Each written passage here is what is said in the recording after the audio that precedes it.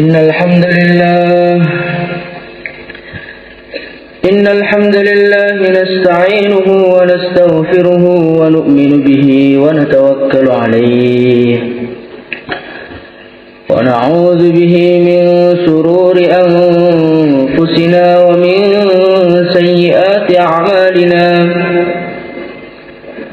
من يهده الله فلا مضل له ومن يضلل فلا هادي له أشهد أن لا إله إلا الله وحده لا شريك له وأشهد أن سيدنا ومولانا وحبيبنا محمدا عبده ورسوله اللهم صل على سيدنا محمد وعلى آله وصحبه أجمعين أما بعد قال تعالى في كتابه الكريم والذين جاهدوا فينا لنهدينهم سبلنا وإن الله لمع المحسنين. Hadirin yang dimuliakan oleh Allah Subhanahu wa taala, Rasulullah sallallahu alaihi wasallam beliau bersabda, kurang lebihnya ma zadas zaman illa wa ma ba'dahu syarrun minhu. Ma zadas zaman illa syiddah. Hadirin yang muliakan, Rasulullah sallallahu alaihi wasallam beliau bersabda, zaman ini tambah akhir bukan tambah baik, tapi tambah akhir tambah buruk. Zaman ini tambah akhir tambah berat, tambah akhir tambah berat, tambah akhir tambah berat. Kita mau, kita tidak mau, itulah yang akan terjadi. Umat semakin lama akan semakin jauh dari agama. Orang-orang agama akan mulai meninggalkan agama. Orang-orang dunia menjadi semakin mudah merusak orang-orang agama. Hadirin yang muliakan Allah Subhanahu wa taala. Dan sepertinya kita sekarang ini hidup pada zaman itu. Pada zaman yang betul-betul berat. Pada zaman yang kerusakan tampak di mana-mana. Pada zaman yang dikatakan oleh Rasulullah sallallahu alaihi wasallam, al-mutamassik bi sunnati inda fasadi ummati kal qabid 'alal jamr.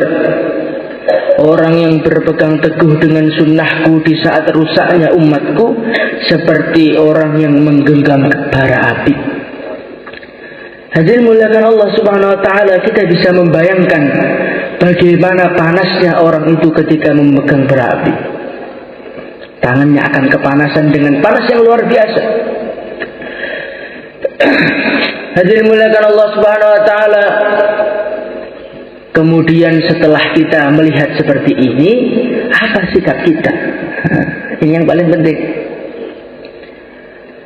Ketika orang itu melihat kerusakan zaman, maka manusia ini terbagi menjadi dua. Ada manusia-manusia yang mereka ini putus asa dengan keadaan ini. Mereka mengatakan memang zaman sudah rusak, mau bagaimana lagi? Memang zaman ini sudah jauh dari agama, mau bagaimana lagi?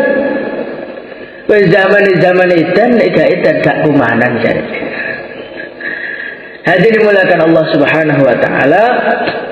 Orang yang mengatakan seperti ini, kata Rasulullah sallallahu alaihi wasallam, siapa yang mengatakan umat itu sudah rusak, ketahuilah dialah yang paling rusak. Jadi hadirin dimulakan Allah Subhanahu wa taala, ketika orang itu salah menyikapi keadaan pada zaman ini, maka dialah yang pertama kali akan hancur. Karena ketika orang itu sudah putus asa, maka dia tidak mau dakwah lagi. Maka dia tidak mau berjuang lagi, maka dia tidak mau mengamalkan agama lagi. Akhirnya apa?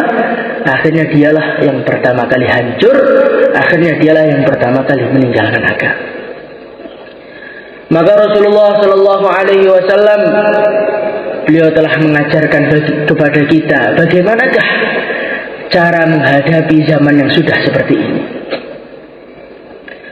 Hadirin muliakan Allah Subhanahu wa taala, di dalam Al-Qur'an Allah Subhanahu wa taala berfirman, "Alladzina qala lahumun nas innan nasa qad jama'u lakum fakhshawhum fazadahum imana wa qalu hasbunallahu wa ni'mal wakil." Dalam ayat lain Allah Subhanahu wa taala berfirman, فَإِن تَوَلَّوْا فَقُلْ حَسْبِيَ اللَّهُ لَا إِلَهَ إِلَّا هُوَ عَلَيْهِ تَوَكَّلْتُ وَهُوَ رَبُّ الْعَرْشِ الْعَظِيمِ. Hadirin muliakan Allah Subhanahu wa taala, kalau kita ini melihat zaman yang sudah enggak karu-karuan, keadaan genting, orang dakwah dimarahi, orang daulah dimarahi, orang kurus ditendang kompornya dan lain sebagainya, maka sikap kita bagaimana? Sikap kita tidak ada yang lain kecuali hasbiyallah. Hati kita ini selalu tawajuh kepada Allah. Hadirin muliakan Allah Subhanahu wa taala. Inilah kunci pertama agar kita bisa selamat dari rusaknya zaman ini. Apa itu? Dalam setiap kondisi, entah itu genting, entah itu senang, entah itu tenang, kita selalu tawajuh kepada Allah Subhanahu wa taala.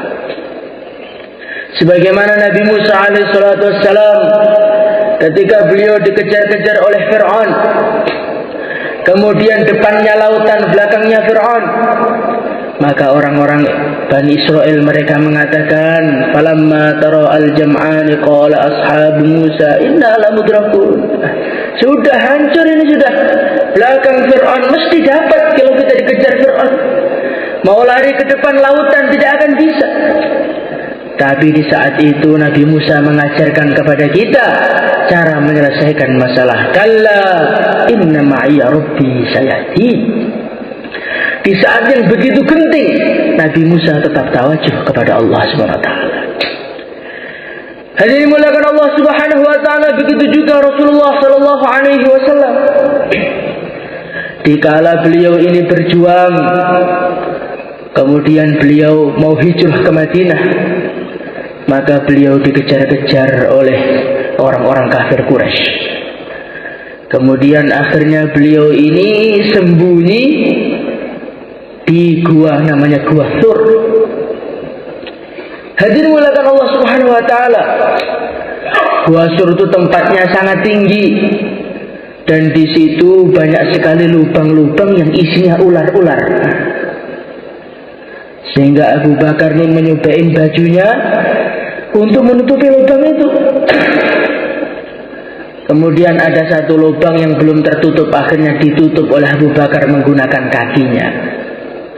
Namanya kaki yang disumpelkan untuk lubang, ya tiba-tiba disengat begitu saja oleh ular. Hadirin muliakan Allah Subhanahu wa taala, Abu Bakar begitu kesakitan, tetapi beliau lebih mengkhawatirkan Rasulullah. Orang Quraisy sudah di depan mata. Sehingga diceritakan dalam sejarah kalau orang Quraisy mau turun dikit saja, maka mereka langsung bisa melihat Rasulullah SAW dengan Abu Bakar. Di saat yang begitu genting, suasana begitu genting antara hidup dengan mati, apa yang dikatakan Rasulullah? La tahzan, innallaha ma'ana. Hai Abu Bakar, jangan bersedih, Allah bersama kita. Jadi hadirin muliakan Allah Subhanahu wa taala, Nabi mengajarkan kepada kita bagaimana di saat genting, di saat kondisi, di saat keadaan mengajak kita tawajuh kepada makhluk, kita tawajuh kepada Allah. Hadirin muliakan Allah Subhanahu wa taala, kalau kita itu menghadapi kerusakan, kegentingan, gangguan dengan cara tawajuh kepada Allah, maka insya Allah masalah-masalah itu tidak akan mengenai kita. Hadirin muliakan Allah Subhanahu wa taala, begitu juga di saat kita ini mendapatkan kesenangan, bukan kita ini melupakan Allah, tapi kita juga harus tawajuh kepada Allah. Idza jaa nasrullahi wal fath wa ra'aitan nas yadkhuluna fi dinillahi afwaja fasabbih bihamdi rabbika wastaghfir. Di saat orang ini berbondong-bondong keluar fisabilillah, berbondong-bondong beriman kepada Allah, maka Allah Subhanahu wa taala mengatakan kepada baginda Nabi, "Fasabbih." Membacalah tasbih kamu kepada Allah. Maknanya apa? Dikala senang, dikala susah, kita ini harus tawajuh kepada Allah. Insyaallah hadirin muliakan Allah Subhanahu wa taala. Inilah cara yang pertama supaya kita ini tidak terkesan, supaya kita ini tidak terikut arus pada zaman ini, kalau kita ini selalu tawajuh kepada Allah. Kemudian hadirin muliakan Allah Subhanahu wa taala, cara yang kedua supaya kita ini tidak terpengaruh dengan suasana keadaan, masalah keluarga, masalah desa, masalah kota, masalah dengan teman kita, masalah dengan siapa saja, supaya kita ini tidak terkesan, maka cara yang kedua adalah walanabluwannakum bisyai'in minal khawfi wal ju' wa naqsim minal amwali wal anfusi was samarat wa basyiris sabirin. Namanya orang itu kalau sudah beriman, maka Allah akan memberikan masalah-masalah kepada dia. Walanabluwannakum bisyai'in minal khauf. Aku akan menguji mereka dengan ketakutan-ketakutan dari segala arah. Diganggu oleh orang desanya, diganggu oleh lurahnya, diganggu oleh bupatinya, diganggu oleh teman dan saudaranya, diganggu oleh keluarganya, ditakut-takuti. Walanabluwannakum bisyai'in minal khauf wal ju'. Allah akan uji dia, bisnisnya macet, usahanya macet, uangnya kurang, kelaparan. Wa naqsim minal amwali wal anfusi was samarat, panennya gagal. Tapi Allah mengatakan wa basyiris sabirin, berilah kabar gembira kepada orang-orang yang sabar. Maknanya bagaimana? Maknanya masalah-masalah yang akan kita hadapi ini akan kita lalui dengan mudah kalau kita ini mempunyai sifat sabar, mempunyai sifat tabah menghadapi ujian-ujian, tabah mengerjakan perintah Allah, tabah meninggalkan larangan Allah, tabah menghadapi ujian. Hadirin muliakan Allah Subhanahu wa taala, kalau ini kita miliki, maka kita hidup zaman apa saja tidak akan menjadi masalah bagi kita. Hadirin muliakan Allah Subhanahu wa taala, kenapa orang itu rusak itu sebetulnya kenapa? Yang pertama kali karena dia tidak tahan mengamalkan agama. Masa tiap hari acaranya suruh musyawarah pagi, masa tiap hari acaranya suruh jauhlah 2,5 jam. Ini kamu tuh mau menghancurkan kehidupan saya apa? Masa tiap bulan suruh keluar 3 hari, masa tiap tahun suruh keluar 40 hari. Betul-betul gak tahan saya mengerjakan ini. Jadi hadirin muliakan Allah Subhanahu wa taala, kerusakan orang pertama kali itu karena gak tahan mengamalkan agama. Kemudian yang kedua kali, sebabnya orang itu rusak gara-gara tidak tahan godaan dunia. Allah Subhanahu wa taala melarang kita maksiat, tapi sekitar kita mengiming-imingi maksiat. Nah, akhirnya lama-lama kayaknya maksiat itu enak juga kayaknya. Di saat itulah orang itu akan hancur. Hadirin muliakan Allah Subhanahu wa taala. Kemudian yang ketiga kali orang itu bisa hancur enggak mengamalkan agama itu kenapa? Tidak tahan ujian. Dia mengamalkan agama nikmat-nikmat, tiba-tiba dimarahi orang kampungnya, dimarahi oleh pejabatnya, diganggu oleh sana, diganggu oleh sini. Nah, di saat itu kalau dia nggak sabar, memang kayaknya dakwah ini prospeknya nggak bagus di kampung saya ini. Lebih baik saya nggak usah dakwah aja daripada dipukuli orang nggak tahan dengan ujian, akhirnya dia tinggalkan agama. Maka supaya kita ini bisa selamat dari rusaknya zaman ini, kunci yang kedua kali apa? Sabar mengamalkan perintah Allah, sabar menjauhi larangan Allah, dan sabar dari ujian-ujian yang Allah berikan kepada kita. Insyaallah hadirin muliakan Allah Subhanahu wa taala. Kemudian supaya kita ini bisa tidak terpengaruh dengan suasana keadaan adalah kalau kita ini wa may yattaqillaha yaj'al lahu makhraja. Kalau kita ini kuatkan takwa kita, takut kita kepada Allah. Setiap orang yang hidup di dunia ini Allah akan beri masalah. Itu mesti. Tidak ada seorang pun di dunia ini yang hidup tanpa masalah, itu tidak ada. Orang kaya masalah, orang miskin masalah, pemuda masalah, orang tua masalah, orang yang belum nikah juga masalah, orang yang sudah nikah juga masalah. Tapi Allah mengatakan, wa may yattaqillaha yaj'al lahu makhraja. Barang siapa yang takwa kepada Allah, Allah akan kasih jalan keluar. Jadi maknanya apa hadirin? Maknanya kalau kita ini biar bisa mengamalkan agama, aman dari gangguan-gangguan tidak merusak agama kita, kuncinya kalau kita ini selalu takwa kepada Allah. Maka hadirin muliakan Allah Subhanahu wa taala, bagaimana kita ini usaha tingkatkan takwa kita kepada Allah. Insyaallah hadirin. Hadirin muliakan Allah Subhanahu wa taala, orang takwa itu orang yang seperti apa? Orang takwa itu dikatakan dalam Al-Quran, walakinnal birra man amana billahi wal yaumil akhir wal malaikati wal kitabi wan nabiyyina wa atal mala ala hubbihi dzawil qurba wal yatama wal masakin. Tandanya orang takwa itu yang pertama adalah dia lurus imannya.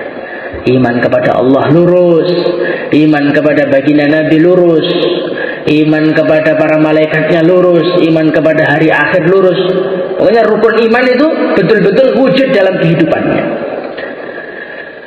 Kemudian yang kedua kali tandanya orang itu takwa kepada Allah apa? Wa atal mala ala hubbihi dzawil qurba. Dia menginfakkan hartanya padahal dia masih senang kepada harta tersebut. Itulah ciri orang takwa. Hadirin muliakan Allah Subhanahu wa taala, alhamdulillah kita ini Masya Allah sudah sering infak.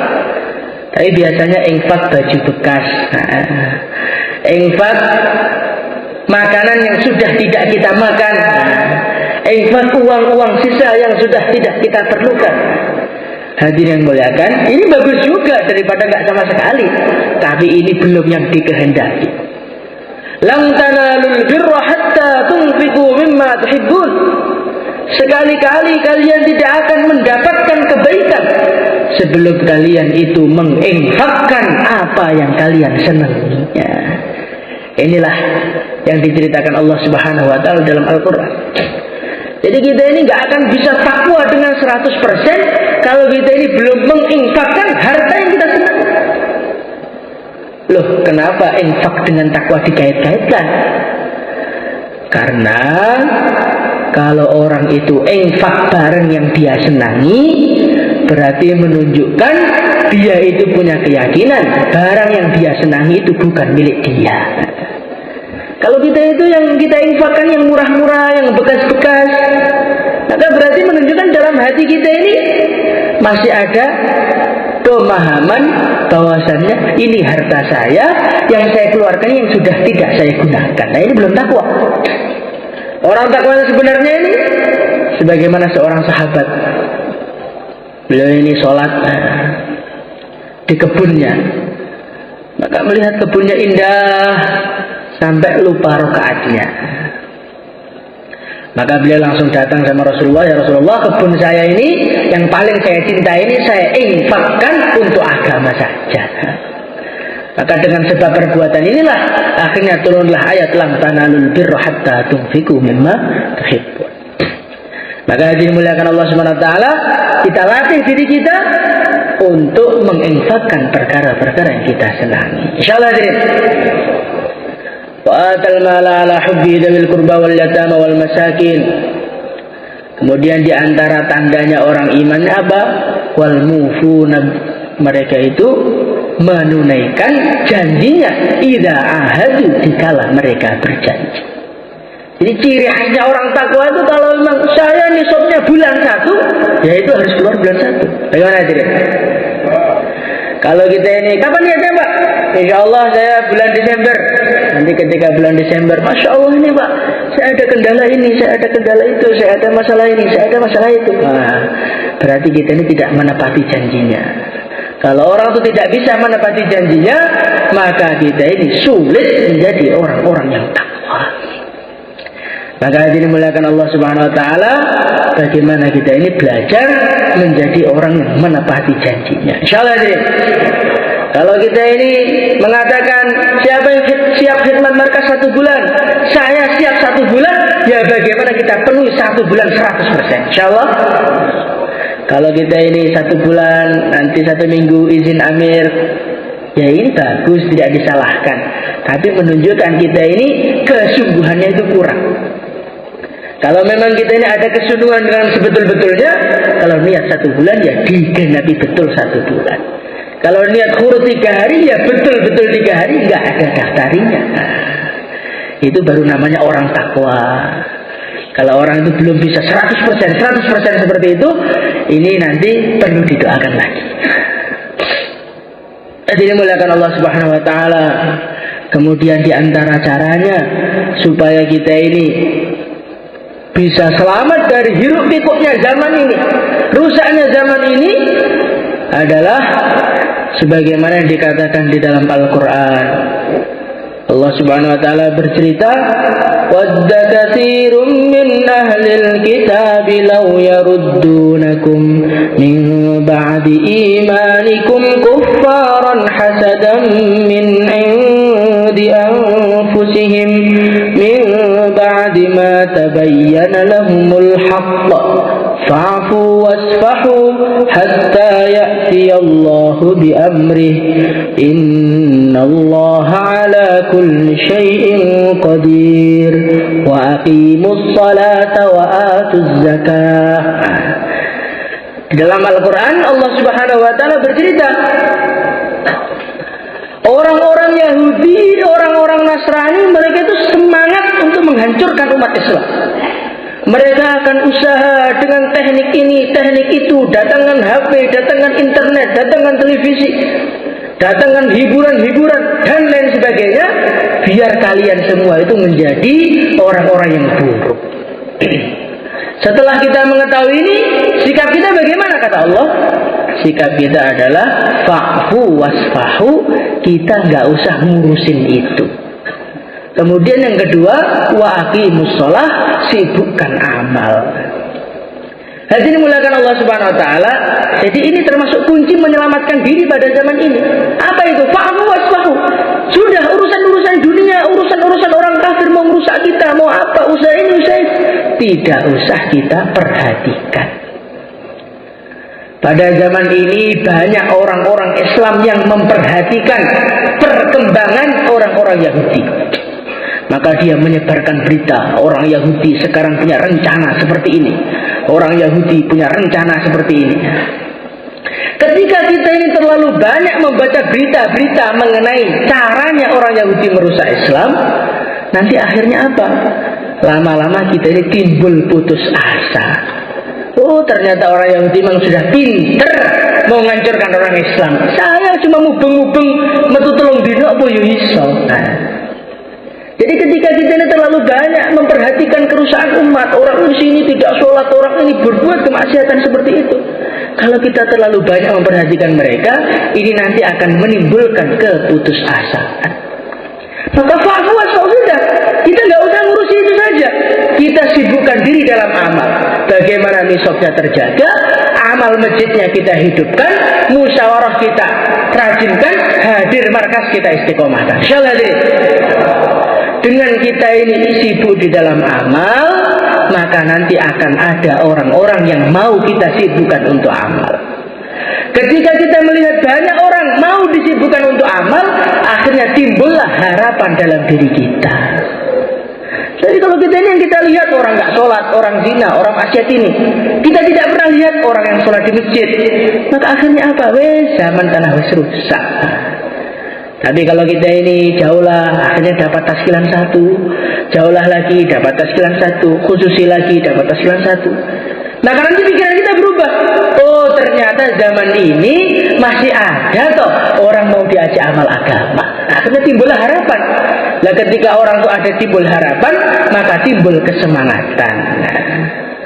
Maka hadirin dimuliakan Allah Subhanahu wa taala, bagaimana kita ini sibukkan diri kita dalam amal. Insyaallah hadirin dimuliakan Allah Subhanahu wa taala, Nah, kita ini sudah berusaha sibukkan diri dalam amal, tapi kok gak iso-iso ini?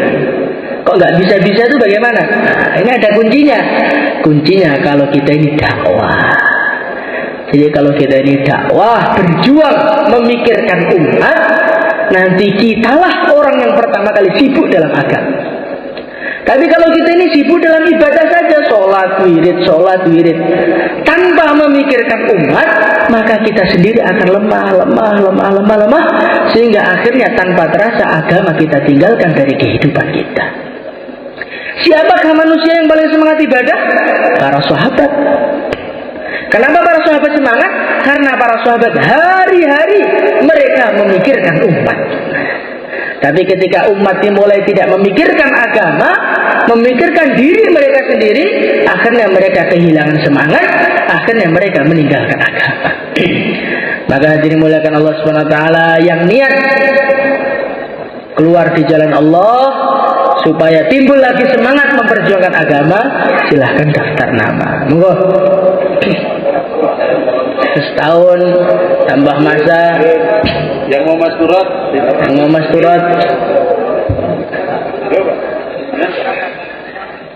yang kena surat, insyaallah sedaya hadirin. Silen dulu berapa nih? Khidmat ya. Insyaallah saya niat niki wau diamalne ben kita niki selamat. Lah niki sampun terbukti kathah tiyang sing selamat kelawan ngamalne napa sing didhawaken Allah, napa sing didhawaken Kanjeng Nabi. Pun pokoke kita ini sepenting urute diopeni, perjuangane diopeni nggih lah dugi surga piyambak insyaallah. Nggih sakniki tak ro tiga-tiga. Nggih suwun ndi suwun tiga.